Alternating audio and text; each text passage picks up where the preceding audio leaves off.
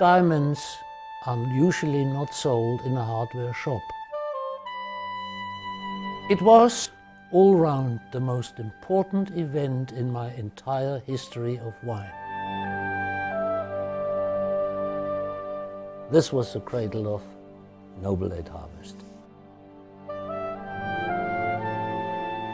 Günter Brözel, cellarmaster of Nederburg for over 30 years, made in 1969 the first noble late harvest wine in South Africa. And then we started harvesting these grapes and we thought we got it, and then we were running over the next obstacles, the authorities. Because those days such a category didn't exist in terms of legislation, in terms of wine legislation in South Africa, he started a small auction as a venue where to sell this very special Edelcure noble late harvest wine.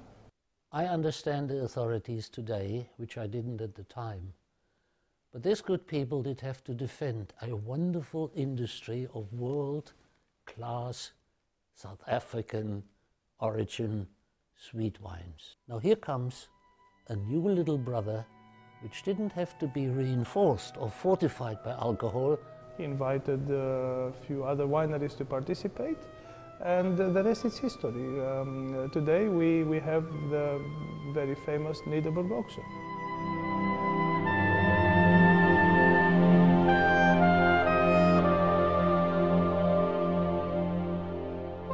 South Africa can make amazingly good, exceptional quality sweet wines, and for Nederburg this is our specialty.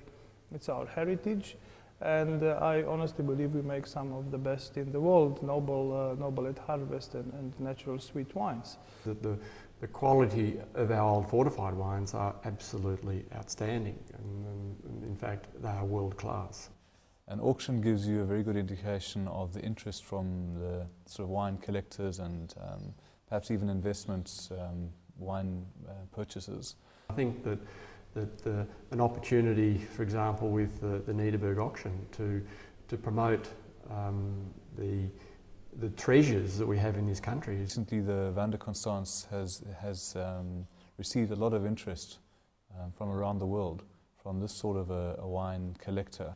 And we think that the Nederburg Auction is the perfect example to test the value of our older vintages of Van der Constance. Diamonds, the very selected of vintages, qualities and styles of wines, could have never distributed equally. You know, the 1988 Van der Constance is worth about between 15 and 20,000 rand a bottle. The reserve price is a lot less than that on auction. So, I mean, perhaps there are auctions where someone's going to find a real bargain. To have a fair distribution. That was a very proud effect in '75. They are buying a piece of South African history.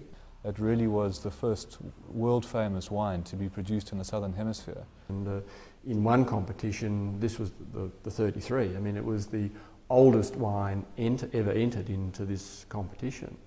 And it was the wine that in fact scored the highest number of points ever. And I think that really gives you a good insight into the quality of some of the wines that are available at auction.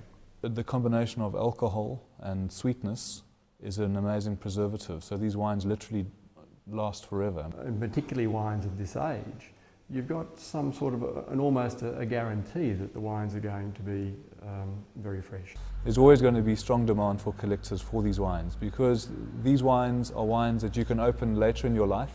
If you haven't bought them for solely investment purposes, there's something very special about reaching a certain milestone in your life, be it your child's 21st birthday or your 50th or your 75th or your 100th wedding anniversary, and cracking open a bottle of wine that is either older or as old as yourself, and then it becomes more than wine. It transcends wine. And I think that's the true value of these wonderful fortified natural sweet wines.